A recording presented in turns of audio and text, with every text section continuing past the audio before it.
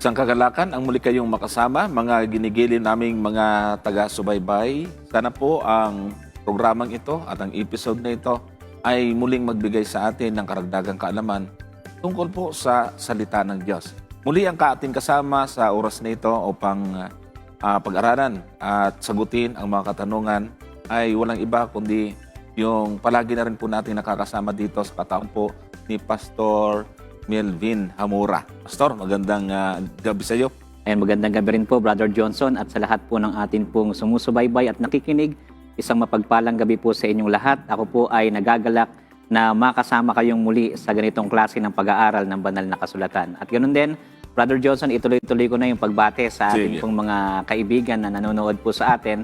Binabati po natin ang ilan sa mga kaibigan po natin dito po sa Adventist University of the Philippines.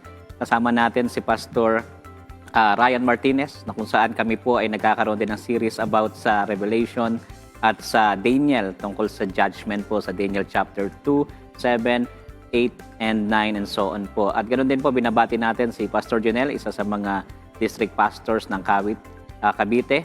At ganoon din sa atin pong distrito, ang Imus 1, binabati po natin. At ganoon din po sa aking asawa at sa aking pong anak na live kasama po natin dito sa studio. At ganoon din sa aking mga magulang na nanonood ng ating pong programa. Magandang gabi po sa inyo. At ganoon din sa ating mga kapatid at sa lahat po ng nasasakupan po ng ating misyon dito po sa Cavite. Binabati ko po kayo ng isang mapagpalang gabi. At nawa sa ating pong pag-aaral ay mabless po kayo at makita nyo kung gaano kadakila ang pag-ibig at ang biyaya ng ating pong Panginoon. Ayan, at ating pong binabati itong mga nakatutok po sa atin ngayon. At gusto ko pong pasalamatan ang mga taga-subaybay po natin. Nabati ko po si Tita Mila Minimo, sila Mami Sim Ibura, Brother Bong Ikban, ayan, si Brother Rana Tamayo, at yung pamilya din Brother Dexter Tamayo, binabati natin. Si Sister Susan Garulacan ay atin din pong binabati. At yung mga nakatutok po ngayon, na nakikita ko po dito, Sister Mercy Baculod Canlas, Dani Biernes, Abidanya, Brother Edi Aguilar, at si Pastor Bjorn nga pala. Ito, nakikita ko ang pangalan niya rito. Baka magtatanong po kayo kung nasan si Pastor Bjorn. Pag-pray po natin ang kanyang mabilis na recovery. Siya po ay naopera sa gallbladder. So, mga ilang live tayong hindi makakasama natin siya. At dito naman si Pastor Hamura para maging kapalit niya pansamantala. Nag-comment si Pastor Bjorn, maligayang panonood po sa lahat. At sabi niya, ay, binabati ko yung aking kaibigang kapitan ng Pakil, si Bobby Valero. Ayan, si Uncle Bob. Nag-appear yung pangalan nyo dito. So, magandang hapon sa iyo dyan. Mabait na kapitbahay namin dyan sa Galanan, sa KM9. Andito nga po si Pastor Mercado. Ayun. Nag-comment na si Sister Susan Garulacan, yung aking inaanak na nasa US. Ayan. Baka meron kang gustong ihabol, Pastor? Ayun, siguro ihabol ko rin yung atin pong mga taga-suporta po na sumusubaybay din sa atin at nakikinig po ng ating ilang mga ginagawang video, Brother Johnson.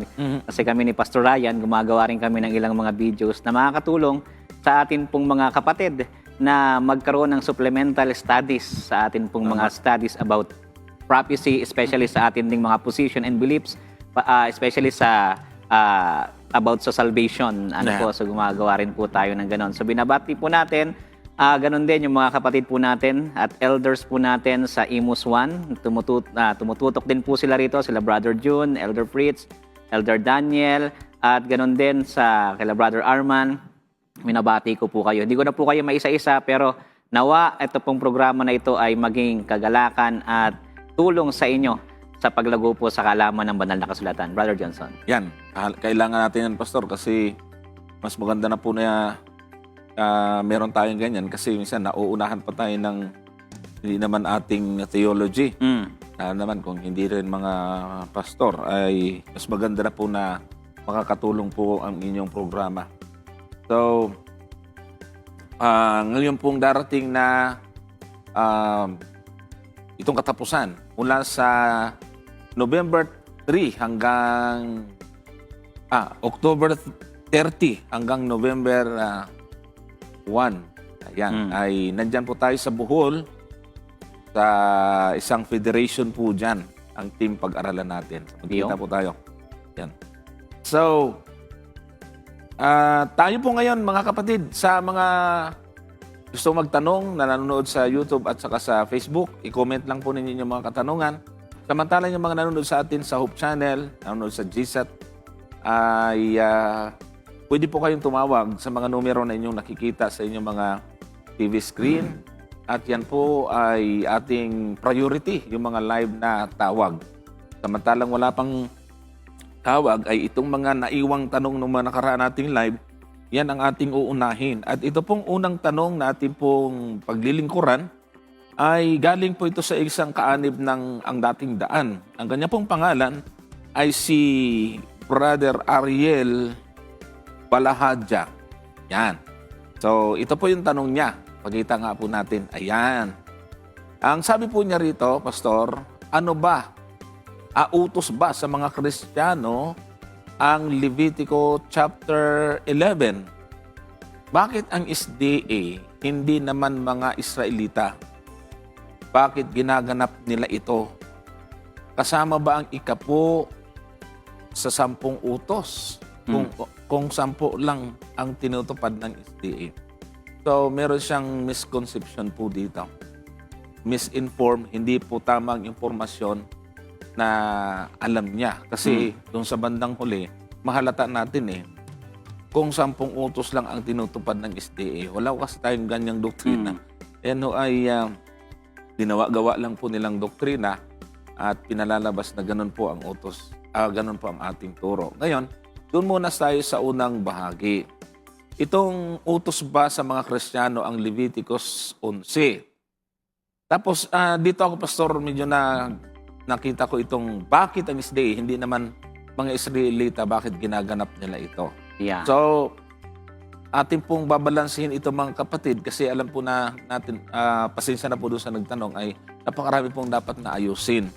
Kasi nga, Pastor, kung ibabalik natin sa kanila ang tanong nila, ay sa totoo lang, may mga utos sa Israelita na sinusunod din nila. Kaya nga. So, ibig sabihin, ay sila mismo ang dapat na sumagot dito sa ganitong tanong na ibinabato sa atin. Ngayon, magpapakita ko, sasagutin po namin ito mga kapatid at kasama si Pastor Melvin. Magpapakita po kami sa inyo ng katuwiran kung bakit kailangan pang sundin yung chapter 11 ng Leviticus. Sama na po natin yung chapter 14 ng Deuteronomy. Pagkatapos yung utos daw sa Israelita, bakit ginaganap? At saka yung 10 lang ba? Tatlo, kung hati-hati natin 3 tanong ito, mga kapatid, kaya kailangan po natin itong sagutin ng mabuti, Pastor.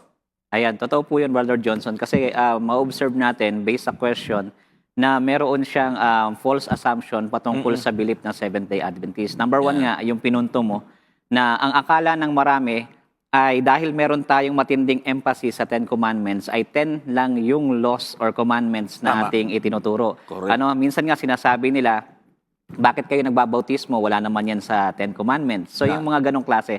So ibig sabihin, makikita natin na most of the arguments coming from laban sa atin ay mga strawman, mga fallacious argument na kung saan ay hindi talaga yun yung view ng Seventh-day Adventist. So ngayon, bibigyan po natin ng linaw ito. Unahin natin yung sa Leviticus chapter 11. Hindi naman kayo mga Israelita, hindi naman kayo Hudyo. Bakit nyo sinusunod yung utos na ito? Alam nyo po, una sa lahat, yung rationale sa likod ng utos dito sa Leviticus 11 ay hindi dahil sa sila yung dapat lang pagbigyan ng utos na ito. Kundi ang rationale nito ay may kinalaman sa distinction between clean and unclean food or unclean na mga bagay sa Old Testament. At ang pinaka-basis na ito ay sapagkat ang Diyos ay banal. So pag dinignan po natin sa Leviticus chapter 11, verse 45, ganito natin mababasa yung pinaka-reasons kung bakit ibinigay yung utos na ito. Ipa-flash po natin sa screen, babasahin natin yung pagkakabanggit dito. Leviticus chapter 11, verse 45. Pansinin niyo po mga kapatid, sabi diyan, sapagkat ako ang Panginoon na nagsampa sa inyo mula sa lupain ng Ehipto upang ako'y inyong maging Diyos, kayo nga'y magpakabanal sapagkat ako'y banal. Dito makikita natin na merong kinalaman sa kabanalan yung pag-iwas sa mga maruruming hayop na binabanggit sa Leviticus chapter 11. At pangalawa, kung titignan po natin, ang utos po na ito, hindi po ito para lamang sa bayan ng Israel or nag-exist lamang nung panahon ng Levitico, nung ibinigay ito dito sa aklat ng Levitico. Kundi makikita natin in nature, ito Brother Johnson ay universal in nature Bakit? Kasi pag binasa po natin ang Genesis chapter 7, meron ng pagkakakilanlan ng malinis at maruming hayop. Yeah. So sa madaling salita, prior pa lamang sa Leviticus, ay meron ng pagkakakilanlan, pagkakahiwalay ng malinis na hayop sa maruming hayop. So sa Yun. madaling salita, hindi mo po pwedeng sabihin na para sa mga Israel lang ito, sapagkat sa Genesis chapter 7 pa lamang, Wala pang Israel. wala pang Israel na binabanggit doon. Wala pang Israel na binibigyan. Pero yung batas nito, makikita natin, universal in nature. So, Yun. universal po siya. Halimbawa, pag binasa natin yung Genesis chapter 7 verse 2 in support sa ating sinasabi, ganito natin mababasa. Genesis chapter 7 verse 2, ituloy-tuloy na natin hanggang verse 3. Ang sabi diyan, sa bawat malinis na hayop ay kukuha ka ng tigpipito ng lalaki at ng kaniyang babae. At sa mga hayop na hindi malinis ay 2 ng lalaki at ng kaniyang babae. So dito makikita po natin mga kapatid na prior pa lamang sa Leviticus, meron ng binabanggit. Verse 3, tingnan na rin natin sa verse 3. Sabi diyan, gayon din naman sa mga ibon sa himpapawid, tigpipito ng lalaki at ng babae upang ingatang binhing buhay sa ibabaw ng buong lupa. So, sa madaling salita, mga kapatid, makikita natin kung magkakaroon tayo ng pag-aanalisa, basic analysis sa mga data na nasa Bible, makikita natin na prior pa lamang sa Leviticus 11, ang utos or yung pagkakakilanlan ng malinis at maruming hayop ay nag-i-exist na. Therefore, by nature, ito po ay universal. Correct. Pangatlong bagay na gusto kong makita bago ko ibigay kay Brother Johnson ay yung uri ng pagiging marumi o karumal-dumal ng animals ay permanent. Yeah. Compare mo sa ibang mga uncleanliness sa Leviticus, ito pong uncleanliness ng hayop, permanente po ito. Hindi ito matatanggal kapag gumawa ka ng mga ritual o hindi siya kagaya ng halimbawa. Merong isang babae na dinudugo siya, may ritual yon, meron lang certain days yon kung hanggang kailan lang siya marumi. So, ito po ay makikita natin ay permanent, natural, hereditary, non-cultic, and thus universal. Samantalang yung ibang uri ng uncleanliness ay acquired, temporary, and ceremonial in nature. So dito makikita po natin yung kaibahan niya. Kaya nga pag pinansin po natin mga kapatid, hindi, kumbaga, itong impurity na ito ng unclean animals, hindi po siya contagious hindi siya nakakahawa. Kahit mag-alaga ka ng kabayo, hawakan mo yung kabayo, hindi ka naman hindi ka ituturing na marumi. Buong maghapon, kailangan mo maligo para mawala yung pagiging marumi mo. Di ba? Hindi ganon. So, animals cannot cause or transmit uncleanness. At no living unclean animal belongs to the 6 sources of contagious uncleanliness. So, ano-ano yung mga anim na yon na makikita natin sa Old Testament? Yung mga bangkay, di ba? Yung mga naaagnas na bangkay, carcasses, corpse, various skin diseases, mildew, and sexual discharge. So, iba siya. Iba yung nature ng pagiging marumi ng mga unclean animals doon sa anim na contagious uncleanliness sa Old Testament, Brother Johnson. Ayan. Susugan ko lang yung binanggit mo, Pastor, na mga karumihan na nakukuha sa magitan ng ritual. Kasi ito yung hindi nila naiintindihan kung bakit nagkakaroon sila ng konklusyon na may marumi na binanggit sa Bible na posible na ito ay maging malinis. At bakit nga naman tayo naniniwala na itong Leviticus chapter 11 at Deuteronomy 14 ay nananatili ang karumihan? Tulad ng sinabi ni Pastor, yung palatandaan ng kanyang pagiging marumi nasa katangian niya. Katulad po halimbawa ng mababasa po natin sa mga hayop, ay kung pupuntahan po natin yung Leviticus, ay binanggit po dyan. Puntahan natin yung Leviticus mismo. Ano po ang palatandaan? Tingnan po natin yung verse 3. Simulan natin. Leviticus chapter 11 verse 3. Ituloy natin. Sabi muna dito, alinman may hati ang paa na baak at ngumunguya sa mga hayop ay inyong makakain. Tapos verse 4, gayon man, excuse me, gayon may huwag ninyong kakainin ang mga ito sa mga ngumunguya o doon sa mga may hati ang paa, ang kamilyo sapagkat ngumunguya, ngunit walang hati ang paa, karumal-dumal nga sa inyo. So nakikita po natin, pagka sinabing malinis na, dapat magbabago yung kanyang paa. Yan. Biglang ngumunguya na. Yung ibig sabihin ng ngumunguya dito, kung mabasahin po natin yung magandang balita Biblia ay ngumunguya mula sa kanyang sikmura. Katulad po ito ng kambing, baka, kalabaw, na kahit na walang damo, ngumunguya siya kasi iniimbak na niya muna sa sikmura pagka sumasabsab siya ng damo. Ito yung palatandaan ng hayop. At ito hindi mo makikita sa mga ipinagbawal sapagkat dito sa talatang 7, binanggit mismo, sabi diyan sa verse 7, at ang baboy sapagkat may hati ang paa at baak, datapat hindi ngumunguya, karumal-dumal nga sa inyo. Yan, verse 7 po yan ng Leviticus. Now, so makikita po ninyo yung baboy, hindi daw ngumunguya, hati ang paa, kailangan dalawa. Ngayon, kung may nakita na ho kayo ngayon na baboy na ngumunguya na siya parang baka, pwede na yon.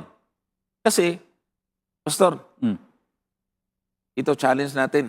Mag-alaga po kayo ng baboy, turuan nyo, bata pa lang, turuan nyo ngumuya, gaya ng kambing, baka o kalabaw. Sanayin nyo, kasi maraming mga natuturuan ngayon ng mga hayop, may aso, nauutusan. O di, subukan yung baboy, turuan yung ngumuya ng... Hindi talaga. Hindi po talaga yan. At saka, yung katangian ng malinis, hindi rin pwedeng ilipat doon. Kaya pag sinabi mong malinis na yan, magiging mali ang Biblia.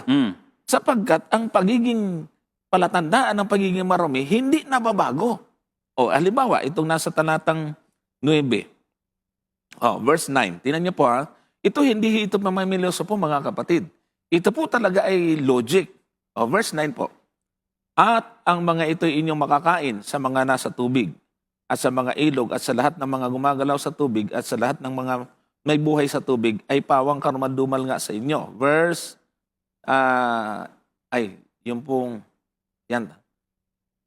Verse 11 tayo. Ay, dito sa verse 9 pala. Verse 10 pala yung binasa ko, sorry. Yung verse 9, ang mga ito inyong makakain sa mga nasa tubig, alinmang may mga palikpik at mga kaliskis sa tubig, sa mga dagat at sa mga ilog ay makakain ninyo. Aba, magbabago ba yon? Yung pusit ba magkakaroon ng kaliskis? Yung pugita ba magkakaroon ng kaliskis? At yun naman pong may mga kaliskis, halimbawa yung lapu-lapo, di bang mawalan na ng kaliskis yan? So napaka-imposible. Alam nyo, huwag nyong isipin po itong sinasabi namin na nagpapalusot man. Yun po ay totoo base sa sinasabi ng Biblia. Kaya napaka-imposible na sabihin yung malinis na yan.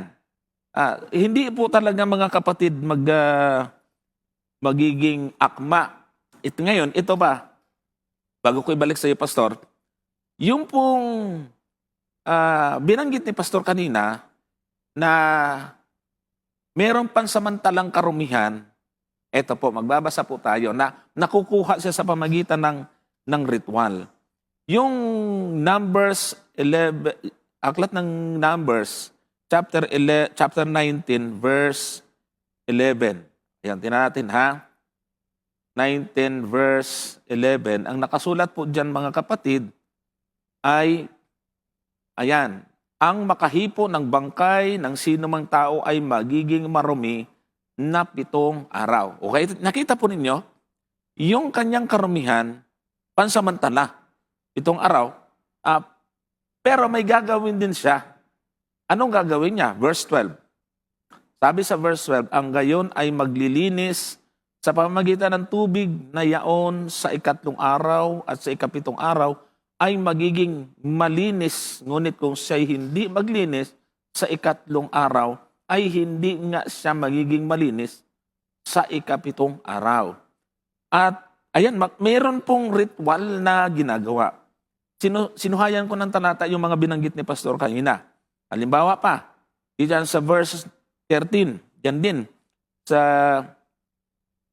Numbers, ang talata ay verse sa 13. Ang sabi diyan, sino mang humipo ng patay, ng bangkay, ng taong patay ay hindi maglilinis, ay ihahawa ang tabernakulo ng Panginoon.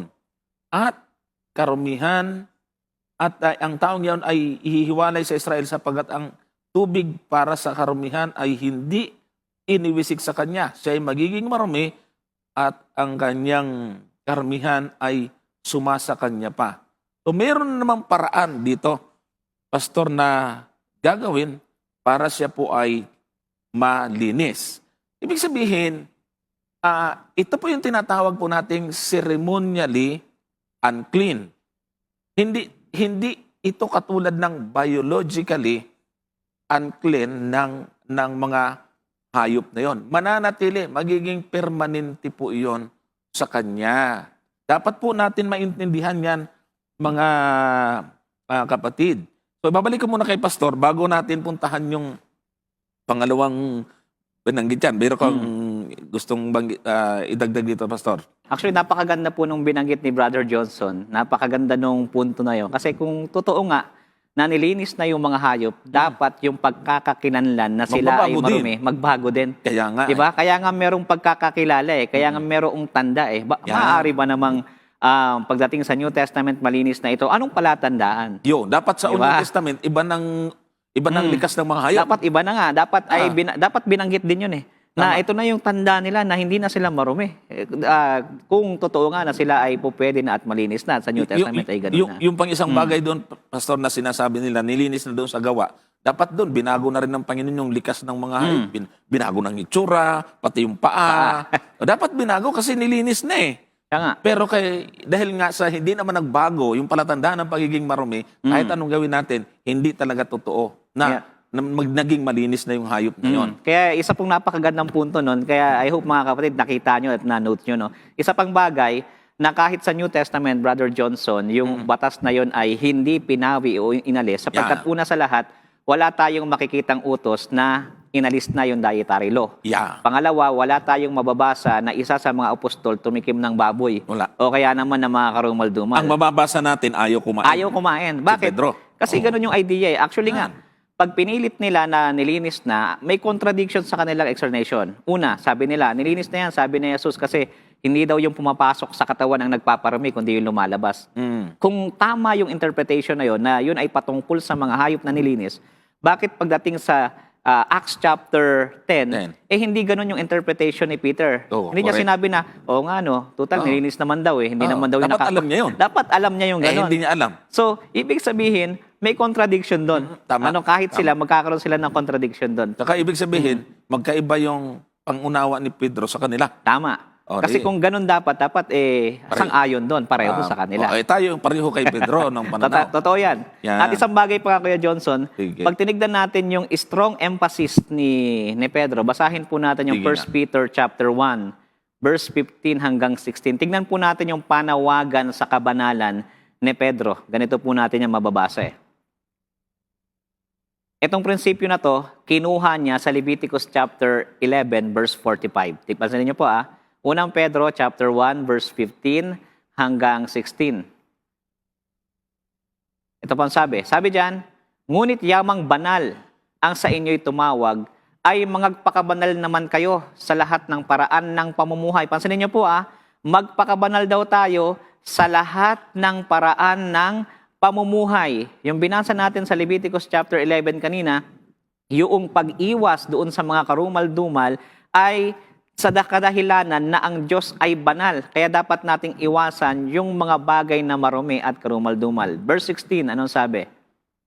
Sapagkat nasusulat, kayo'y magpakabanal sapagkat ako'y banal. So saan ito kinote ni Peter? Babalik pa rin po tayo sa Leviticus chapter 11. And ako, naniniwala ako, Brother Johnson, hindi ito quoted ni Peter out of context. Hindi ito out of context. Tama yung pagkaka-quote niya ran. Sa madaling salita, sa lahat ng uri ng pamumuhay, tayo ay magpakabanal sapagkat ang tumawag sa atin ay banal. Gaya ng nasusulat. Saan nasulat yon? Leviticus chapter 11. Siya ay banal, kaya tayo ay dapat na magpakabanal, Brother Johnson. Ayan, nandito po yung mga member ng ADD na nanonood po sa atin. Kukunin ko lang itong comment nila para maging kaugnay nitong ating pinag-uusapan. Ito po ito yung nagtanong mismo si Ariel Balahadja kasama ng kanyang kapwa kasamahan sa Ang Dating Daan ay nandito. Ito po yung comment nila, no. Maganda't nandito po kayo at makakapag-react po kayo. Sabi, pwede nga kayong tumawag actually. Tingnan niyo, ang sabi po nito ni Ariel Balahadja, hindi naman kayo sila Noe at hindi rin kayo mga Israelita. Tandaan niyo po yung sinabi niya, ha? Ito, it's Synods Benedicto naman, ADD din ito. Nagpapanggap naman kasi kayo ng mga Israelita sa ating panahon ngayon kasi pinulot nyo ang mga utos ng mga Israelita sa Kristiyano. Sa Kristiyano, iba na ang utos kasi si Kristo ng ating saserdote ngayon. Yan, ipapakita ho namin sa inyo mga kapatid na itong kanilang comment ay sila mismo ang lumalabag. Tingnan niyo po ito, Brother Ariel Balahadja. Sabi mo, hindi naman kayo sinuwi. Pero malimit kong marinig sa inyong puno na namayapa na at sa inyo mismo na ginagamit nyo yung Genesis chapter 9 verse 3. O hindi ba totoo? O tingnan nga natin. Tingnan nga natin kung ano ba yung nakasulat sa Genesis 9:3. Ito po ang nakasulat. Kasi dapat hindi nyo rin ito ginagamit, pero ito ginagamit nyo. Bawat gumagalaw na nabubuhay ay magiging pagkain ninyo, gaya ng mga sariwang pananim na lahat ay ibinigay ko sa inyo. O, sana hindi nyo rin ito gamitin kasi hindi naman kayo sinuwi.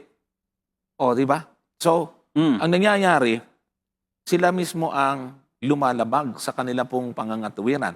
Sabi mo pa, hindi rin kayo, pakipakita nga direct ito ulit yung sabi ni Ariel Balahadja para makita po natin mismo.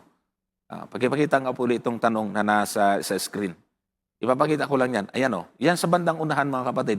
Hindi rin kayo mga Israelita.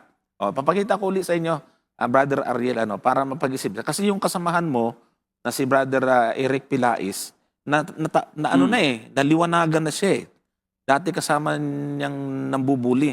Pero ngayon ay sinisiti na sila. Ito, tingnan mo ha. Roma 9:4. Merong para sa Israelita, pero kinuha nyo. Tingnan nyo po ha. Para lang makita po natin yung mas tamang pag-aaral po natin. Ayan Napawang mga Israelita na sa kanila ang pagkukupkup at ang kaluwalhatian. Tuwan-tuwa sila dyan At ang mga tipan, at ang pagbibigay ng kautusan. Tingnan mo sa Israelita yan. Ang problema yung karugtong at ang paglilingkod sa Diyos at ang kapangakuan. Ay di dapat hindi ho kayo maglingkod sa Diyos. Kasi pawang sa Israelita yan. Pati yung mga pangako, huwag kayong makikialam dyan. Walang para sa inyo. And kung maghahanap tayo, alin ang para sa inyo? Ay wala, lahat yan. Di bukya. Totoo yan. Bukya. Kaya nga, hindi po matibay po yung ganyang pangangatuwiran. Pa yung kaibigan, mga kaanib ng ADD, medyo kailangan po ninyong dumistansya, tingnan nyo pong mabuti, nasa pamali po kayong mga pangangatuwiran. Tingnan nyo po ito, paano nyo ngayon babawiin? Hindi kayo Israelita, huwag kayong maglilingkod sa Diyos. Lalabas niyan, hindi nga kayo lingkod ng Diyos, wala kayong kinalaman sa mga pangako. Ay lahat yan, Pastor Lahat yan. Kumbaga lahat yan para sa Israel Tama. Kasi kung titignan natin, Brother Johnson, walang kausap na Pilipino doon Wala nga Di ba? Kahit nga yung utos na ibigin mo ang iyong magulang. Ayan. Diba? O kaya naman ay mahalin mo ang Diyos ng buong puso mo, ibigin mo ang iyong kapwa. Mababasa natin yan lahat sa Old Testament eh. Pero bakit natin ina-adapt? Yan. Kasi mga kaibigan, gusto nating magbigay linaw na sa Bible, meron pong mga universal in nature na mga kautusan. Yung moral law, especially yung moral law, dietary law, yung mga yon ay mga batas na universal in nature. Halimbawa na lamang yung pagpatay. Kasi kahit walang mag-utos sa'yo, by nature, alam mo talaga na masama ang pagpatay. Yan. At dahil nakita natin, dahil hindi porket sila ang binigyan sa lumang tipan ng utos na huwag kang papatay, huwag kang mangangalon niya, kanila lang yon. Tama. Alangan namang sa atin ay pwede kayong pumatay dyan. Hindi po ganon. So, merong mga kautusan na ibinigay sa mga Israel na kung titignan po natin by nature, ito po ay universal in nature na applicable po sa atin. Pangalawa, sa kanila ibinigay at hindi porket ibinigay sa kanila ay hindi na rin para sa atin. Kaya nga merong talata, Brother Johnson, na nung tayo ay na kay Kristo na, tinuring tayo ng mga espiritually, tayo po yung mga Hudyo eh. At kay Kristo, wala na pong pagkakakilanlan. Kumbaga, wala nang pagkakaiba. Mayaman ka man, mahirap ka man, lalaki ka man, o babae ka man, malaya ka man, or alipin ka man, kasi lahat tayo iisa kay Kristo, Brother Johnson. Yan. May bago siyang comment dito. Sabi niya ay, wala pang SDA sa panahon ni Noe. Ang tanong, meron bang EDD doon na pinangunahan ni Soriano? Mas nauna naman di hamak ang Adventist sa inyo. So, lahat po ng inyong comment, nangyayari, bumabalik sa inyo. Ang pinakamaganda po yan, ito. Pag nakinig at nanood po kayo sa amin, buksan nyo yung isip nyo. Kasi, lahat po ng kino-comment nyo, bumabalik, nagre-rebound eh. Alin bang nauna? Yung ang dating daan na pinangunahan ni Brad Eli? O yung SDA? Mas nauna kami. Kung wala pang SDA sa panahon niyo, mas lalo naman kayo. Anong ilalaban po ninyo rito? Ngayon, gusto kong bigyan ng pansin, itong kay Nats Benedicto, nakamukha lang din naman nung comment ni Brother Ariel Balahadja. Nagpapanggap naman kasi kayo ng mga Israelita sa ating panahon ngayon kasi pinulot nyo ang mga utos ng mga Israelita. Pinulot nyo ang mga utos ng mga Israelita. Sa Kristiyano, iba na ang utos. O tingnan nyo, isa din ito sa sasagutin natin. Ang totoo, namulot din naman kayo. Ang kagandahan dyan, nanguha tayo, at least, pinapaliwanag natin ng mabuti. Tama. Sa kanila, namulot daw. O ito, pakita namin sa iyo, Brother Nats Benedicto, na namulot ka ng hindi para sa iyo. Ginagamit po ninyo yung Hebreo 8:10. Tingnan po ninyo. Yung binago na yung kautusan niya. Yan. Para masaya ang usapan. Susundan natin ito. Alam niyo, pampagana ito. Paparami ng views ito. No? Sabi niya, no? Sapagat ito ang pagkikipagtipang aking gagawin. Saan daw? Sa bahayan ni Israel. Pagkatapos ng mga araw na yaon, sinabi ng Panginoon, ilalagay ko ang aking mga kautos sa kanilang pag-iisip at sa kanilang mga puso'y aking isusulat ang mga ito. At ako'y magiging Diyos nila at sila magiging bayan ko.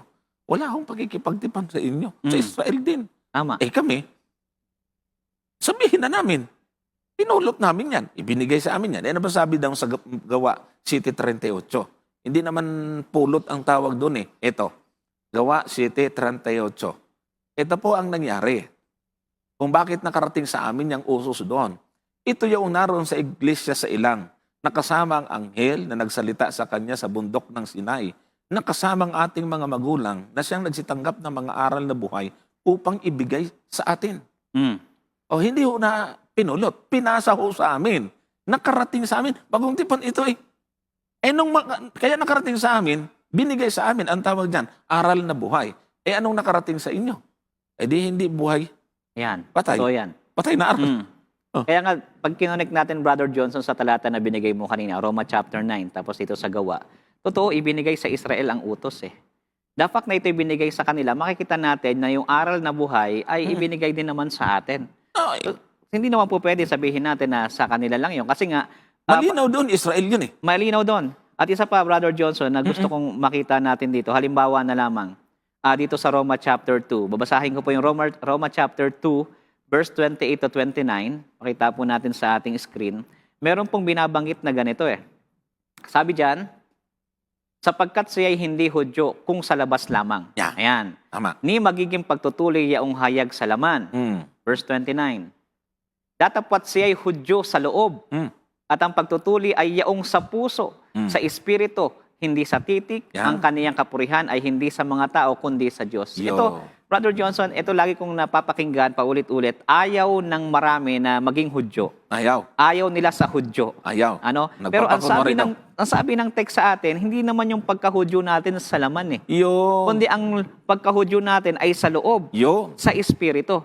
At kung meron kang Kristo, ang sabi nga rito, ang pagtutuli natin, hindi sa letra, na ang kanyang kapuri-puri ay hindi sa mga tao, kundi sa Diyos. Kundi sa Diyos yung ating kapurihan at yung ating pagiging Hudyo. Kasi ang Hudyo kasi, ito yung figure sa Old Testament na pumapatungkol sa bayan ng Diyos. Diba? So, ibig sabihin, kapag ikaw ay spiritually Hudyo ka, itinuturing ka bilang bayan ng Diyos. Correct. Kung ayaw nating maging Hudyo, kahit nga spiritually lang, ayaw mo pa rin maging Hudyo, paano ka magiging bayan ng Diyos?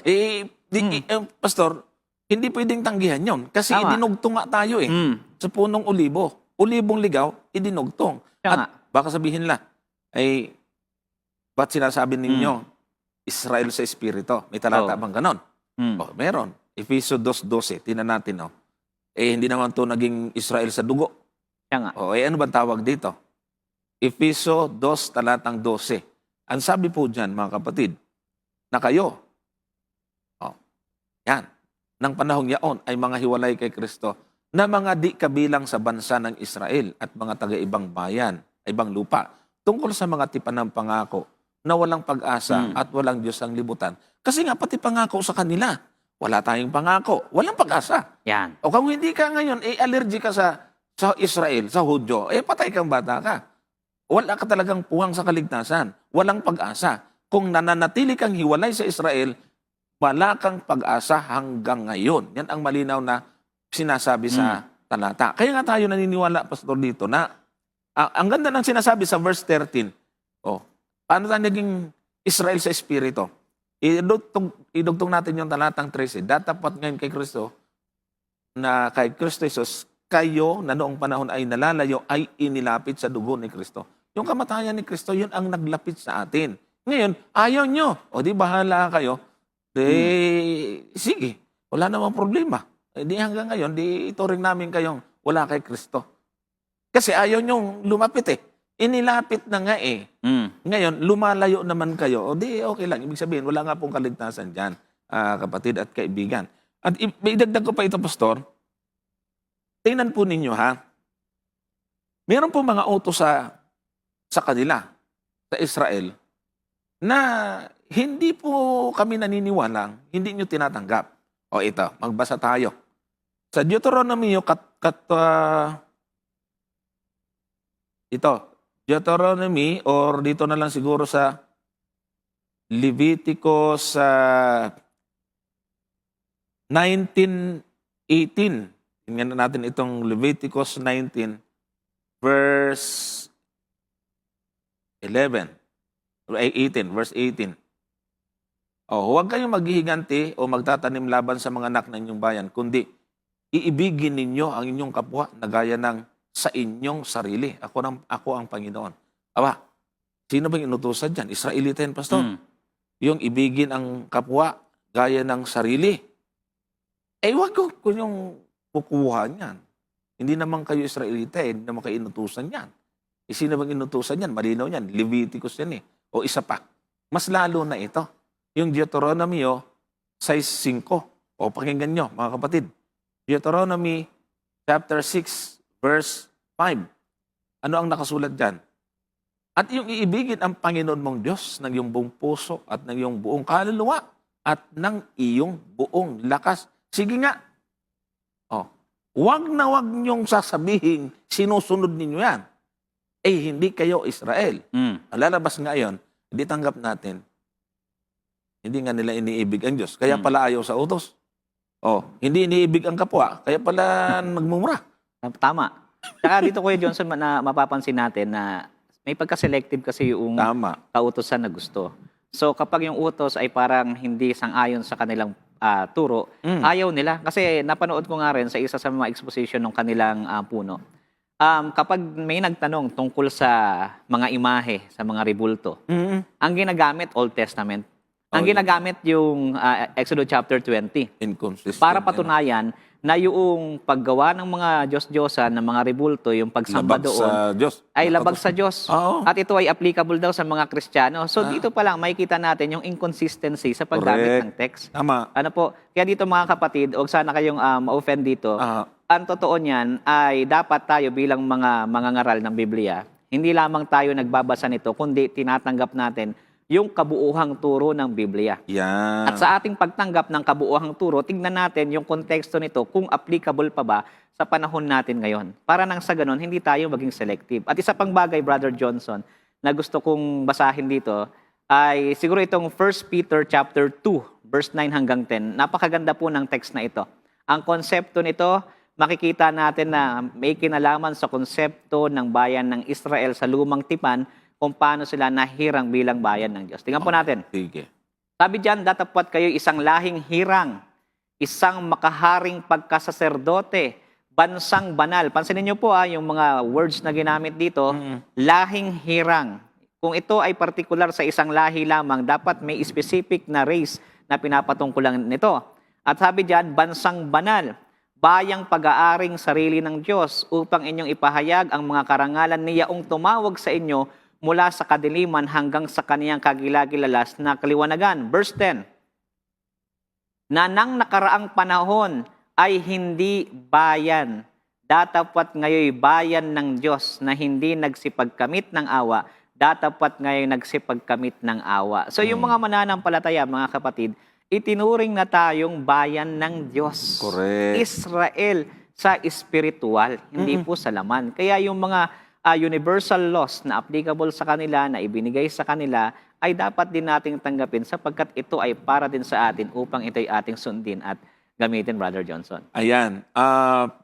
Kung ano, mga kapatid, Brother Nas Benedicto at Brother Ariel Balahadja, ang gawin niyo po, kung meron kayong tanong, pakilinaw po ninyo, wag yung sa isa-isang comment. Ilinawin niyo kung anong gusto niyo malaman pa. Kasi meron kasi, pakibasa yung Gawa 20, talatang 7. Ano yun, babasahin lang. Ano bang gusto nyong malaman doon? Ang gusto niyo bang malaman, ibig sabihin ay ito na yung kapalit? So, hindi natin alam kung ano yung gusto nyong sabihin kasi nire-request nyo lang naman basahin. So, medyo, ano yan, ay meron siya dito, inalis na ang kaharian sa Israel. Wala rin problema, kaya nga ibinigay sa patahintil kasi noon, sila lang talaga. Ito na, ipakita lang natin ito para makita ng mga nanonood sa atin yung kanyang comment. Para nagiging malinaw. Kasi dito, Pastor, yung mga nanonood na tahimik, sila yung sila yung naniliwanagan. Sabi niya po rito, inalis na nga ang kaharian ng Diyos sa Israel. So, ibig mo sabihin, lahat ng Israelita wala ng pag-asa. Mali yon. Ang talinghaga ng Panginoon na ginamit ni Apostol Pablo doon sa Roma 11 ay sila yung punong olibo. Tayo idinugtong. Hindi ho inalis yung puno at sanga ang itinira. Walang ganon. Basahin nga natin yan. Namamali po yung nasa Biblia . Pag ito ho, pinabayaan natin mga kapatid, magkakagulo-gulo. Ito. Tingnan po ninyo itong nasa Roma, Kapitulo 11. Ito. Basahin po natin yung 15. Ito yung gusto niyang malaman . Tingnan niyo po. Roma 11:15. Sapagkat kung ang pagkatakwil sa kanila ay siyang pakikipagkasundo ng sanglibutan, ano kaya ang pagtanggap sa kanila kundi buhay mula sa mga patay? 16. At kung ang pangunahing bunga ay banal, ay gayon din naman ang lahat. At kung ang ugat ay banal, ay gayon din naman ang mga sanga. 17. Datapwat kung ang ilang mga sangay nangabali at ikaw na isang ulibong ligaw ay isinanib ka sa kanila at ikaw ay naging kabahagi nila sa ugat ng katabaan ng punong ulibo. Pero iba yung intindi niya . Dito, kaya ang pagkatakwil sa kanal bilang espesyal na bayan, hindi naman tinanggal yung puno. Yan. Nabali lang yung sanga, idinugtong tayo. Eh kung inalis ang pati puno, wala nang pagdudugtungan sa atin. Eh subukan nyo kayang magtanim ng pumutol kayo ng sanga. Ay hindi naman lahat ng kahoy ay tutubo. Walang ganun. Idinugtong ho tayo. Ngayon, ay, may payo dito, Pastor eh. Kung tayo ay dinugtong bilang mga hintil, anong sabi sa talatang 18? Huwag kang magpalalo Yan. sa mga sanga. Datapat kung magpalalo ka, ay hindi ikaw ang nagkakandili sa ugat, kundi ang ugat ang nagkakandili sa iyo. Yan. Oh. So, Kinabit ka na nga lang, nagyayabang ka pa. sige, tuloy mo, Pastor. Yan, ang ganda ng text kasi, Brother Johnson, kaya ako natatawa rito. Kasi, kinabit na nga lang tayo yung ulibong ligaw, tayo yung, kumbaga, tayo yung nakikristo sa Kristo ng mga Hudyo, and then tayo pa yung parang mayabang sa mga sarili Nagyayabang natin. Talaga eh. Diba? Wala na nga daw sila. Parang ganito. Wala na yung puno. Kami na lang nasanga. Oh, sabi ang niya, no? Oo nga. Ayan, wag daw. Hindi ikaw yung nagkakandili sa ugat. Yan. Di ba? Parang pinalalabas niya, yung sanga ang nagpapatubo doon sa puno. Parang, kumbaga, Baliktad utang na na. loob pa ngayon ng ugat doon sa sangang ikinabit. Baliktad yung talaga. mga aral. So, yun Parang, po ay... parang ganun na ganun nga, Pastor eh. Na yung aral nga, magagaling sa Jerusalem. Ngayon, baliktad. Galing Pilipinas, pupuntang Jerusalem. Pupuntang Jerusalem O ngayon naman, naman, nakakita tayo ng bagong natuklasan natin, sanga, pupunta sa puno. Yan. Dapat ang ugat nasa sanga, wala Yan, sa puno. totoo yun. Ay, saan ka nakakita ng ganoong kahoy, mga kapatid? Baliktad na po talaga ang panahon ngayon. O, ito niya, babasahin ko po. Hanggang ano kasi tayo, hanggang 18 tayo, no? O, basahin natin verse 19 hanggang 21. Verse 19, dyan pa rin sa Roma 11. Sasabihin mo nga ang mga sanga ay nangabali upang ako'y makasanib. 20. Mabuti sa kawalan nila ng pananampalataya ay nangabali sila. At sa iyong pananampalataya ay nakatayo ka. Huwag kang magpalalo, kundi Yan. matakot ka. Bakit? 21. Sapagkat kung hindi nga pinatawad ng Diyos ang mga talagang sanga, ikaw man ay hindi patatawarin. O yari. Mahirap to. Kasi Mahirap talaga. kung yung mismong puno ay hindi pinatawad, paano ka papatatawarin?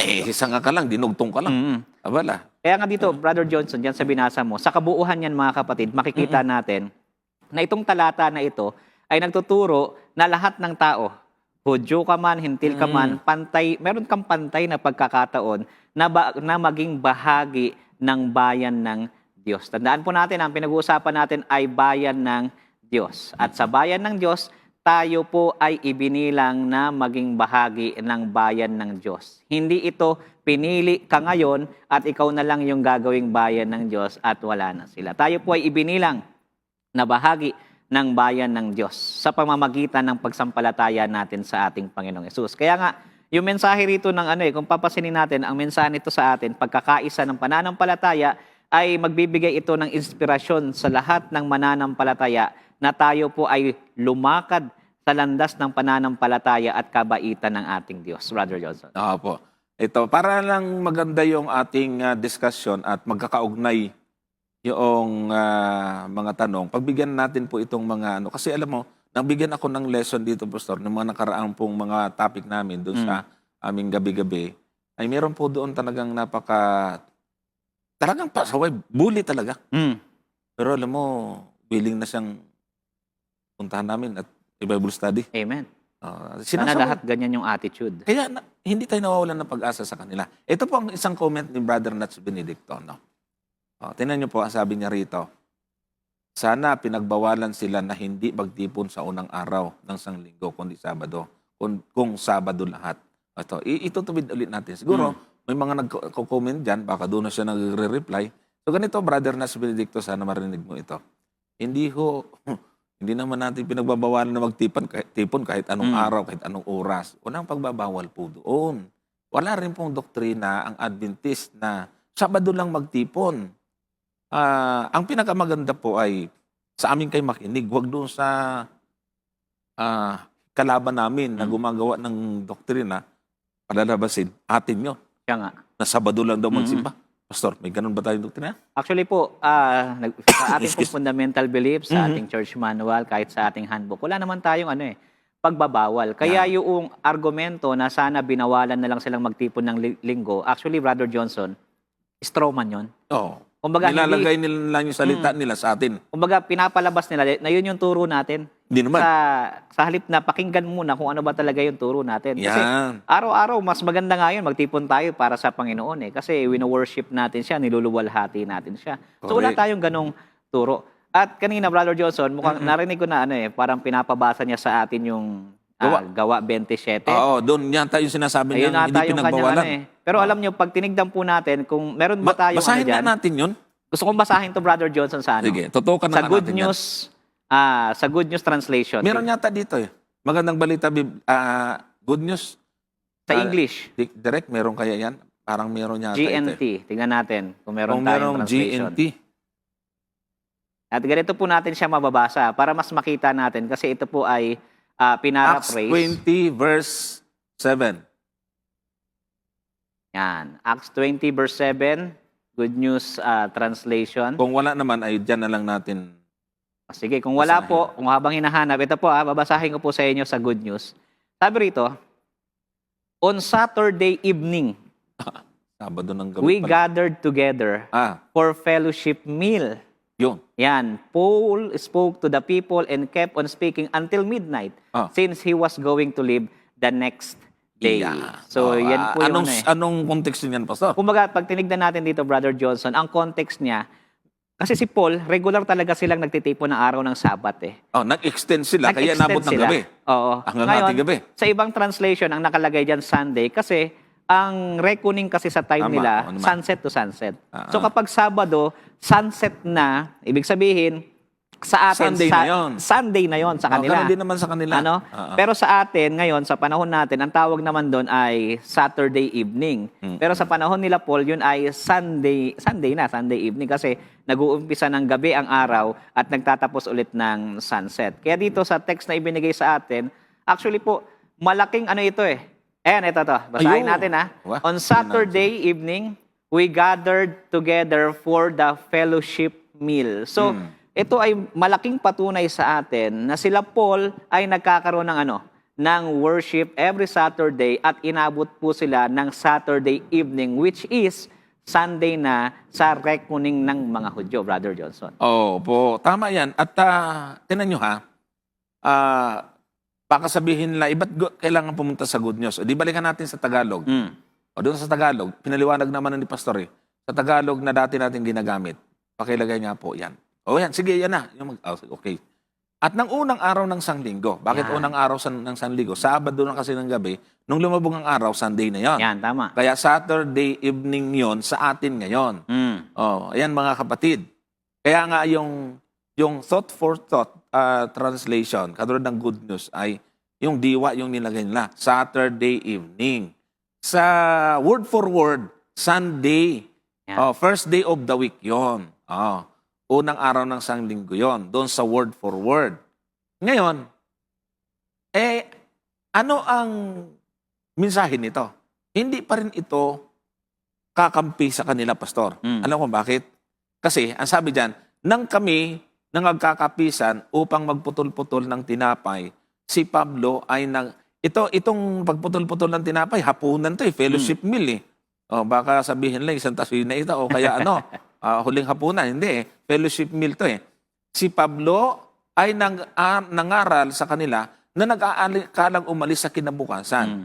At tumagal ang kanyang pananalita hanggang sa ating gabi. Nandyan yung reason kung bakit umabot ng Sabado ng gabi, Pastor Aalis siya kinabukasan. Yan. Ibig sabihin, yung kinabukasan, linggo ng umaga, di ba? Dapat may simba yun. Aalis si Pablo. Hindi siya hindi siya magsisimba ng Walang araw na worship yun. ng Sabado, ng araw. Kumbaga, hindi niya ay pinapangilin yung Sunday bilang isang banal na araw. Kasi nagtataguyod ngayon sa mga Sunday worship, hindi naman Sabado ng gabi sila, kundi Sabado ng umaga, maghapon. Ibig sabihin, ang simba nang nangyayari dito sa Gawa 20, Sabado. Yan. Umabot lang ng hating gabi ng Sabado ng gabi kasi aalis kinabukasan. Ibig sabihin, wala ngang pangingili ng linggo. At hindi nangingili ng linggo sa Sabado. Nagsimba siya si Pablo. Mm. Nagsimba si Pablo Sabado, nag-overtime lang. Kaya nga dito makikita natin na Wala kahit eh. gamitin itong Acts 20, hindi pa rin siya magiging sapat na basehan para Hindi sabihin nga na eh. Sunday yung specific day of worship nila. Kasi based sa context, Saturday po ito, inabot lang ng gabi, at si Paul hindi nagsimba ng Sunday, kundi nag-travel po siya. Kaya nga, hindi po ito, mga kapatid, hindi po talaga kumakampi ito sa mga Sunday keeper. Paumanhin po, wag pong masasaktan. Ano? Mm. Meron po ditong comment kasi siya na ang pagkakasabi niya rito, Sabado lang daw talaga. Ay, wala naman kaming turo na Sabado lang talaga magsimba. Mm. Meron nga kaming 10 days of Prayer. prayer. Merong Midweek. week of prayer. Week of prayer. May midweek prayer kami. Revival. Miyerkules ng gabi. Oh. Saan niyo ba nakuha po yung aral na Sabado lang magsimba? Wala ko kaming ganyang doktrina na po. Tandaan niyo po yan, mga kapatid, mga kaibigan po namin na mga evangelical o ibang hindi namin mga kaibigan namin sa pananampalataya. Wala ko kaming doktrina na bawal magsimba ng ibang araw. Wala pong ganun, ha? Huwag niyo po kaming bibigyan ng doktrinang hindi amin. Mm. Kasi fallacy po yan. Ayan. Kaya nga, brother, Strawman's argument Brother yun. Johnson, gusto kong ito yung gusto kong paanyaya palagi sa mga ibang mga relihiyon at sa mga hindi natin kapanalig na huwag sana tayong pangungunahan sa turo natin. Sa halip na tayo ay akusahan na ito yung turo natin, ito yung ating paniniwala, sana naman ay magtanong muna sa atin kung ano ba Tama. talaga para maging malinaw. Kasi kapag puro assumption at hindi naman pala yun yung position namin, parang pinapalabas nila na gusto nilang depensahan natin yung turo na hindi sa atin, which is mali po yun, kapatid. Minimisrepresent po nila yung turo ng Seventh-day Adventist. Pero at least naliliwanagan naman yung iba sa kanila. Ito po yung hinanap ko kayo ng sinabi niya. Ano ang pinag-usapan, aral ng Diyos? Sa inyo, ang pagsamba, Sabado lang talaga. Yung pinag-usapan doon, syempre, yung aral ng Diyos. Pero wala naman doon na pinag-usapan nila na Sabado lang ang pagsamba. Walang ganon. Totoo yan. So, wag nyo na pang ulitin yun, kapatid, kasi mali nga po yan. Pagka tinuloy-tuloy pa rin natin yon, nagiging saksi tayo o nagiging kasangkapan tayo sa pagsaksi sa hindi katotohanan at pananagutan natin sa Panginoon yan.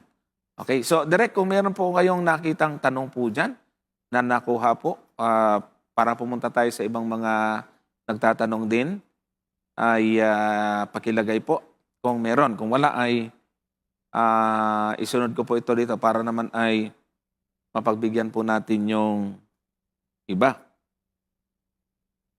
Meron po? Blanco. Ayaw. Ito. Mula kay John Paul Velasco. Good evening po. Ano po meaning ng Exodus 32:13? Nakalimot po ba ang Diyos sa kanyang pangako? Basahin natin. Maganda po yan, kapatid. Binabati ko po yung isang kaibigan ko na born again, nasa ibang bansa ito, si Brother Marty Centino. Ayan. At nakikinig pa siya ngayon at nagpapasalamat siya at nagandahan siya sa ating pong mga pagsagot ngayon. Thank you, Brother Marty. Ito yung napakabait na born again naman ito. Nakipag-sharing sa amin. Nauwi tuloy sa pagiging kaibigan. Yun ang maganda. Kaibigan ko na ito ngayon. Kaya anong gawin ito? Hindi ko ito aanuhin. Hindi ko ito ituturing na masamang tao kasi napakabait niya. Ano nga yun? 32:13 ng Exodus. Ayon. Alalahanin mo si Abraham, si Isaac, at si Israel na iyong mga lingkod, na silang iyong mga sinumpaan sa iyong sarili at mga pinagsabihan, aking pararamihin ang iyong binhi na gaya ng mga bituin sa langit, at lahat ng lupaing ito na aking sinilita ay aking ibibigay sa iyong binhi at kanilang mamanahin magpakailanman. So ang tanong niya doon ay, ano bang ibig sabihin ito? Nakalimutan ba ng Diyos kaya pinaalalahanan? Yan. Oo. Kumbaga, ang tanong niya, no, nakalimot ba rito ang Diyos kaya pinaalalahanan siya ni Moses? Oo nga. Dito sa plain reading po ng text na to, wala po ako nakikita, Brother Johnson, ng pahiwatig na ang Diyos ay nakalimot dito. Kundi, makikita natin bilang tao, si Moses, tingnan nga natin, check natin ang nagsasalita rito. Yan, Exodus chapter 32, verse 13. 13. Nagsasalita rito. Para si Moses ang nagsasalita rito eh. But Moses implored sa verse 11, the Lord his God and said, O Lord. Ayan. So makikita natin dito sa verse 11, ang nagsasalita ay si Moses. So ang tanong niya, why does your wrath burn hot against your people whom you have brought out of the land of Egypt with great power and with a mighty hand? So nagtatanong siya rito sa Panginoon. And then pagdating sa verse 13, sabi niya, remember Abraham, alalahanin mo si Abraham, si Isaac, at si Israel na iyong mga lingkod. So itong talata pong ito, hindi po siya nagpapakita sa atin na ang Diyos ay nakalimot sa kanyang pangako. Kundi, nire-rephrase lamang dito ni Moses yung mga pangako ng Diyos tungkol sa kanila. At dito makikita nga natin, ang konteksto ng talata ay nagpapakita po sa atin ng ugnayan ng Diyos kay Moses. So meron silang malalim na ugnayan sa isang paraan na nagpapahiwatig ng kanyang mga hangarin at ng kanyang pangako sa kanyang bayan. So kumbaga, nire-rephrase ni Moses yung mga promises ng Diyos sa kanyang bayan. So sa halip na isang pagkalimot yung itinuturing ng talatang ito po ay isang pagkakataon upang ipakita ang kanyang pagpapahalaga sa mga alituntunin ng tipan at ang kanyang katapatan sa kanyang mga pangako. So makikita natin, kaya may mga talata po tayo na ang Diyos ay tapat sa kanyang pangako at may mga talata tayo na ang Diyos ay nakakaalam ng lahat ng mga bagay. Kaya ito pong text na ito ay hindi indikasyon ng pagkalimot ng Diyos sa kanyang pangako. Ayun. Okay. Sige, next question tayo. Maganda na yung sagot doon. Iisa lang ba? Texter po ito, isa lang po ba si Jesus at si Angel Michael? Ay, sagot po natin dyan ay opo. Siguro, magbigay tayo ng patunay, Pastor, kung bakit tayo ay naniniwala na si Jesus at si Michael, Archangel, ay iisa lang. Ayan. Ito po kasing mga kapatid, yung mga talata na magpapatunay na itong si Michael, the Archangel, ay ang ating Panginoon.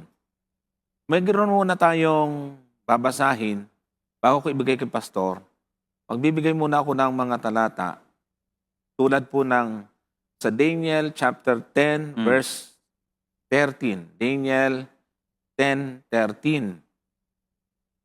Sabi po dyan sa talata, ngunit ang prinsipe ng kaharian ng Persya ay nakipagpunyagi sa akin sa 21 araw. Ngunit narito, si Miguel ay isa sa mga punong prinsipe.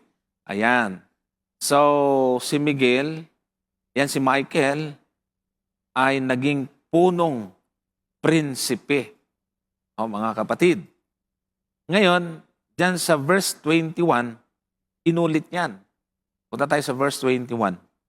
Sabi po diyan, verse 21, ngunit aking sasaysayin sa iyo ang nakasulat sa kasulatan ng katotohanan at walang sino mang tutulong sa akin laban sa mga ito, kundi si Miguel na iyong prinsipe.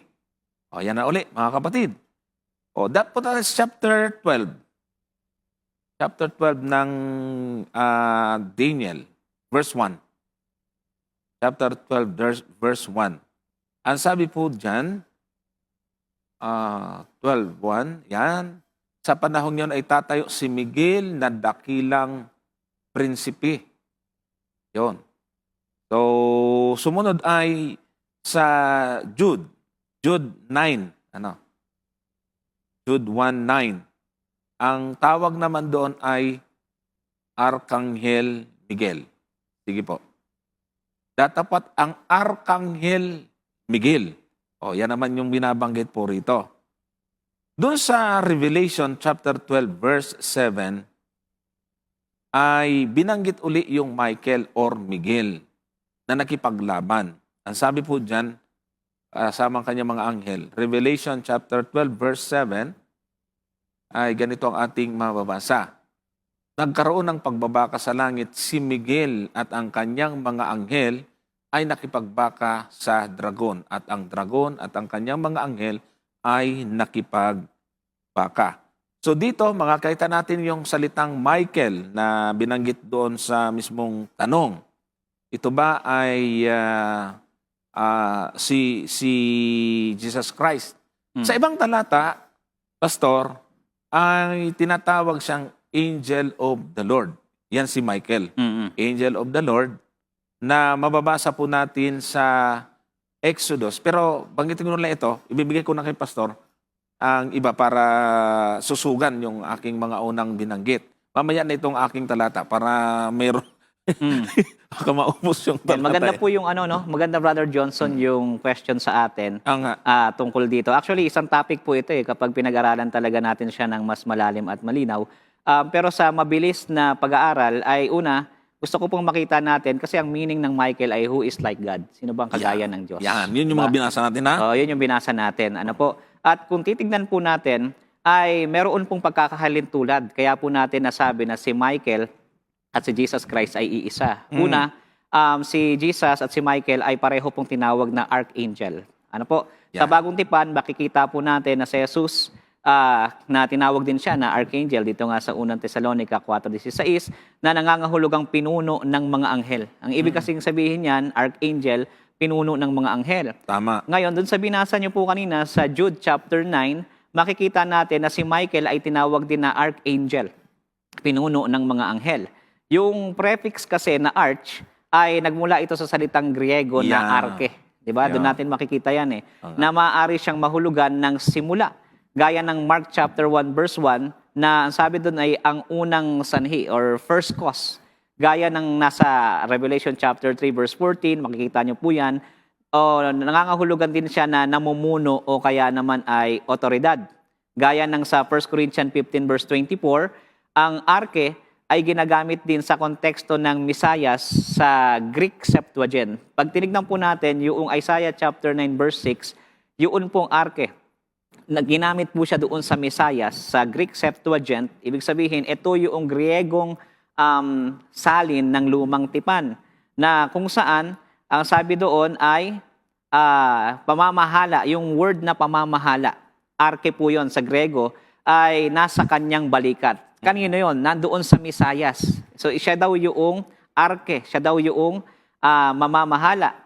At isa pang pamagat na ibinigay kay Jesus sa Bagong Tipan ay Archegus. Makikita po natin yan na isinaling bilang prinsipe. O kaya naman ay may akda o kaya naman ay kapitan.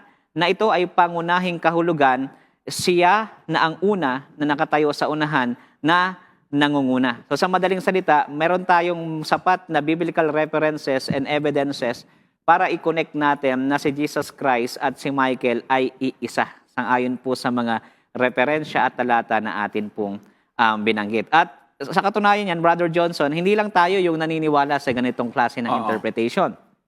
Napakarami pong mga Bible commentators throughout history ang naniniwala na si Michael ay si Jesus Christ. Halimbawa na lamang, isa sa mga respetadong Bible commentators, si Matthew Henry, Adam Clark, John P. Lange, ay na-identify nila si Michael bilang si Jesus. At ganoon din, sa sulat ni Ellen G. White, makikita natin sa kanyang sulat, yung may pamagat na Story of Redemption, sabi niya, Michael or Christ with the angels that buried Moses came down from heaven after si Moses yon, had remained in the grave a short time and resurrected him and took him to heaven. So si Michael na kumuha nung bangkay ni Moses ay si Jesus Christ ang ayon kay Mrs. Ellen G. White. So sa madaling salita, meron po tayong good biblical and historical evidences na nagpapatunay na si Jesus Christ ay si Michael, the archangel. At siya rin yung angel of the Lord, prince or captain of the Lord's host and deliverer of His people. Kasi sa binasa mo kanina, Brother Johnson, sa Daniel chapter 12, siya yung tagapagligtas Deliverer siya Siya yung nag-protect dun sa bayan sa bayan ng Diyos which is itong katangian na ito ay katangian ng ating Panginoong Yesus. Ayan. So, ito po mga kapatid, meron po tayong idadagdag doon sa talatang mga ginamit ni Pastor. Sa Bible, merong Diyos na nagpapakita. At ang isa sa Diyos na nakita ay yung tinatawag na Angel of the Lord, which is, naniwala po tayo na yun nga yung si Michael, Pastor. Michael, the Archangel, sa ibang salita ay tinatawag siyang Angel of the Lord. Mababasa po natin ito sa Exodus chapter 3. Kung titingnan natin yung verse 4, ganito yung ating mababasa, mga kapatid. Sabi diyan, at nakita ng Panginoon na panunuorin niya at tinawag siya ng Diyos mula sa gitna ng mababang punong kahoy. Sinabi ni Moises, Moises, at kanyang sinabi, narito, siguro basahin natin muna yung unang talata, kasi nandun yung anghel ng Panginoon. First, sige, simulan nga po natin sa 1. Kasi nandun po yung salita. Inalagaan nga ni Moises ang kawan ni Jethro na kanyang biyanan, na saserdote sa Madian, at kanyang pinatnubayan ang kawan sa likuran ng ilang at napasabundok ng Diyos sa Horeb. Verse 2, at ang anghel ng Panginoon ay napakita sa kanya. O, yan na. So, yung angel of the Lord ay napakita sa kanya sa pamagitan ng ningas ng apoy mula sa gitna ng isang mababang punong kahoy. At siya'y nagmasid at narito ang kahoy ay nagniningas sa apoy at ang kahoy ay hindi natutupok. Yan. So sino yung nakita rito? Nagpakita. Linaw dyan. Nagpakita sa kanya. Ngayon, ano ang tawag ni Moises dito sa angel of the Lord yan? Na yan. Basahin na. Ituloy na natin. Verse 3. At sinabi ni Moises, ako'y liliko ngayon at titingnan ko itong dakilang panuorin kung bakit ang kahoy ay hindi natutupok. Yung 4 na binasa natin kanina. At nang makita ng Panginoon na panunuorin niya ay tinawag siya ng Diyos mula sa gitna ng mababang punong kahoy. Sino ba yung nasa gitna ng mababang punong kahoy? Di ba angel of the Lord? Ang sabi rito, nung lalapitan siya ni Moises, tinawag siya ng Diyos.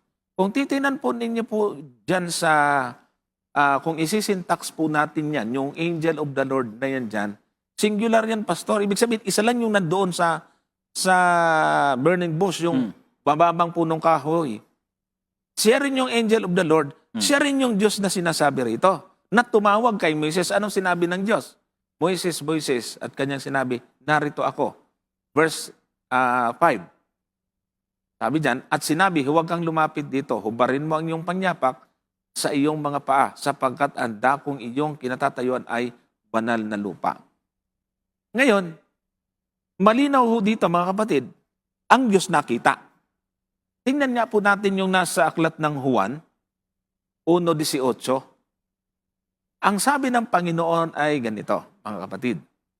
John 1:18. Sabi po dyan, walang taong nakakita kailanman sa Diyos. Ang bugtong na anak na nasa sinapupunan ng Ama, siya ang nagpakilala sa Kanya. Ay ba't nakita ni Moises? Ang tinutukoy dito ng Panginoon na Diyos, yung Ama. Wala pang nakakikita sa Ama. Therefore, yung nakita po doon ni Moises sa chapter 3 ng Exodus, hindi yung Ama. Kasi, kukontra yun dito, Pastor. So sinabi ng Panginoon, may nakakita na pala Si Moises pala nakakita So paano ngayon yan? So ibig sabihin, yung angel of the Lord, hindi yun yung Ama, kundi yung anak. Si Kristo yon. Kaya ang sagot natin doon sa tanong, si Kristo nga, iisa nga lang sila. O tinan niyo po, mga kapatid, dito sa chapter 8 verse 56 nandyan, Yan. Sa Juan 8:56 ay ganito ang ating mababasa, mga kapatid. Nagalak ang inyong amang si Abraham na makita ang aking araw at nakita niya at natuwa. Alam niyo, Pastor, kung ano yung tinutukoy dito na panahon na nakita ni Abraham yung Panginoon? Yung nasa chapter 18 ng Genesis. Mm. O, tingnan nga natin yung chapter 18 ng Genesis, mga kapatid. At nakita talaga ni Abraham. O, sa talatang 1, Genesis chapter 18, verse 1. At napakita ang Panginoon sa kanya sa mga punong insinan ni Mamre. O, nakita nga. Sino ba ito? Si Abraham naman ito. Kanina si Moises, dito ngayon si Abraham. Habang siya'y nakaupo sa pintuan ng tulda ng kainitan ng araw. O, hanggang sa makita natin dito yung si Abraham. Sa talatang 2, itiningin ang kanyang mga mata at nagmalas. At narito 3 lalaki ay nakatayo sa tabi niya at pagkakita niya sa kanila ay tinakbo niya upang sila'y salubungin mula sa pintuan ng tulda at yumukod siya sa lupa. Talatang 3 at nagsabi, Panginoon ko, kung ngayoy makasumpong ako ng biyaya sa iyong paningin ay pinamamanhi ko sa iyo na huwag mong lagpasan ang iyong lingkod. Kung itutuloy po natin dito, mga kapatid, si Abraham, sa kanyang tuwa, sa talatang 7, ang sabi po dyan, at tumakbo si Abraham sa bakahan at nagdala ng isang bata na mabuting guya at ibinigay sa alipin at siya'y nagmadali upang lutuin. O, kumain pa sila, mga kapatid. So ito yung pagkakataon na nakita ni Abraham yung sinasabi doon sa 8:56 ng aklat ng Juan. Mm. Panginoon diyan. Maglalabo-labo ang talata kung sasabihin natin, hindi si Kristo yon. Kung ang anghel talaga yon, mali yon. Kasi yung Lord dito na pagkakatawag doon sa verse 3 at nagsabi, Panginoon ko, inaddress ni Moises doon sa isa doon sa 3 lalaki. Mm. Kaya naniniwala tayo doon, isa doon si Kristo. Siya nga. Siya yung kausap ni Abraham na tinatawaran kung may makita kang matuwid sa Sodoma, lilipulin mo ba? Sinasamba ni Abraham yun, kausap, Diyos talaga yun . Ang Panginoon yun. Kasi kung hindi ang Panginoon yun at anghel lang yun, bakit tinatawag niya sa pangalan ng Diyos? Yan. Bawal yung pastor. Kaya nga dito, Brother Johnson, yung angel of the Lord, madalas makikita natin yan sa Old Testament as manifestation talaga ni Lord . At isa pa nga, siguro ito lang, madagdag ko lang saglit. Sa mga Jewish literature po, mga kapatid, makikita po ninyo na itong Michael kasi na ito ay isang highest of the angels at na-identify siya bilang angel of the Lord or angel of Yahweh. At based explanation ay pinakita sa atin ni Brother Johnson, yung angel of the Lord ay nakita at tinawag bilang Panginoon at sangayon din naman sa mga Jewish literature, itong Michael ay identified as angel of the Lord. So, both biblical, historical, at other Jewish literature, makikita natin na itong Michael na ito ay ang Panginoon. So, sino yon? Sangayon sa New Testament, walang iba kundi ang ating Panginoong Yesus. Tama. So, meron pang comment. Sa bagay, wala naman tayong magawa dahil hindi naman nila paniniwala ito. Sabi kasi ni Nats Benedicto, mali ang aral mo, Amikan. Iba ang anghel Miguel at iba ang Kristo. Maling aral talaga. Ito po, ipakita ko po uli ito, mga kapatid, para lang sa kapakanan po ng iba. Sabi nga natin, hindi tayo nawawalan ng pag-asa rito. Tingnan niyo po ito, kung mali kami. Balikan nga po natin, mga kapatid, yung Exodus chapter 3. Yan. Ipaunawa lang po natin. Chapter 3, mga kapatid. At doon tayo sa verse 2. Exodus chapter 3, verse 2. At ang anghel ng Panginoon ay napakita sa kanya sa isang ningas ng punong kahoy, sa gitna ng isang mababang punong kahoy, at siya'y nagmasid at narito ang kahoy ay nagniningas sa apoy at ang kahoy ay hindi natutupok. Saan daw nagpakita yung anghel ng Panginoon? Doon sa ningas ng punong kahoy. O ngayon, anong ginawa ni Moises? Talatang 3, at sinabi ni Moises, ako'y liliko ngayon at titingnan ko itong dakilang panoorin kung bakit ang kahoy ay hindi natutupok. O ngayon, ang sumunod, 4, at nang makita ng Panginoon. Alam nyo, itong talatang 4, hindi lang dyan na ilagay yung anghel ng Panginoon, pero yun din yun eh. At nang makita ng Panginoon na panunuorin niya, ay tinawag siya ng Diyos mula sa gitna ng punong kahoy. Sino ba yung nandun sa gitna ng punong kahoy? Di ba yung angel of the Lord? Eh bakit sabi rito, Diyos? Aba, saan ka nakakita ng anghel na Diyos? Yan. Dapat dito, Brother Johnson, Nagkasala na sana tingnan dapat yung tingnan dapat lahat ng binanggit na talata. Totoo naman, binanggit yung angel. Kasi ito naman, nakikita ko na yung kanyang comment. Ang pagkaintindi siguro na akala sila, naniwala tayo, na anghel talaga siya. Hindi nga. Ipinaliwanag na nga yung archangel. Ibig sabihin, hindi siya anghel. Prinsipe siya. Kaya nga binasa natin, prinsipe ng mga anghel. Hindi siya anghel mismo. Baka yun ang magiging problema nila. Bakit ginawa niyong anghel? Hindi ho, prinsipe siya ng mga anghel. O, sige, ituloy mo. Ayan, kaya dito, Brother Johnson, sa tingin ko, siguro ang mako-comment ko kay Brother Nats. Tingnan natin yung ito nakita ko na eh. Tingnan natin yung context.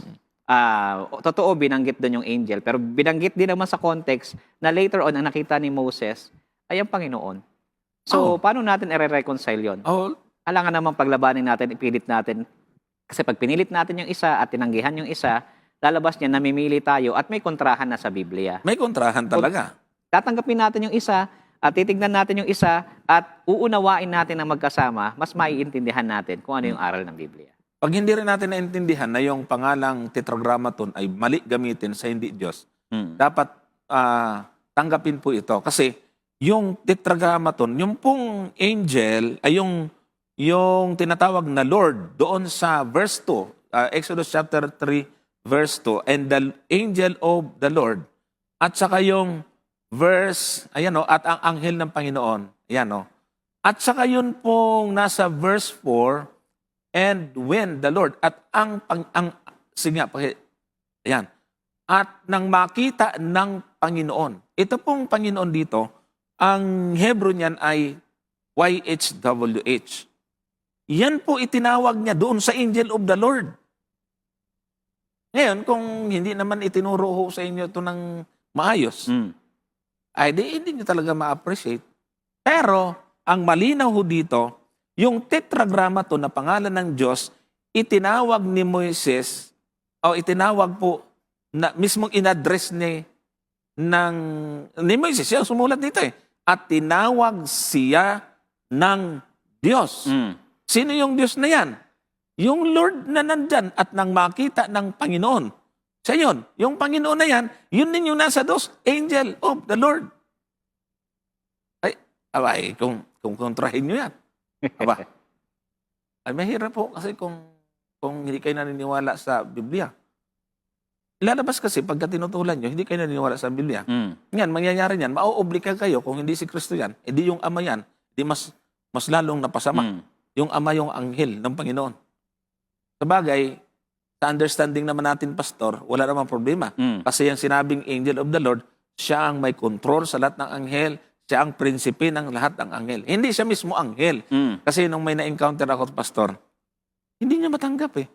Hindi naman namin sinasabing anghel siya.